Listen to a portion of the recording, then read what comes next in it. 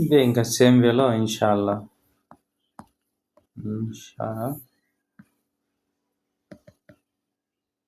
అల్లా.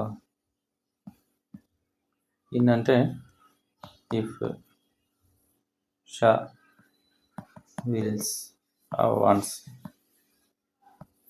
అల్లా.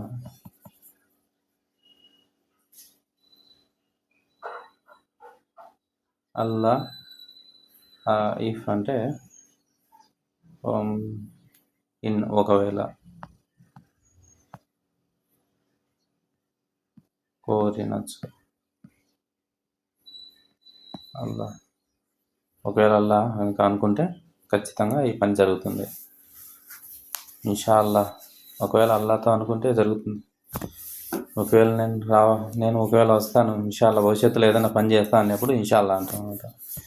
నేను ఏదైనా చేయాలనుకుంటే అల్లా కోరితే కనుక నేను తప్పకుండా చేయగలను.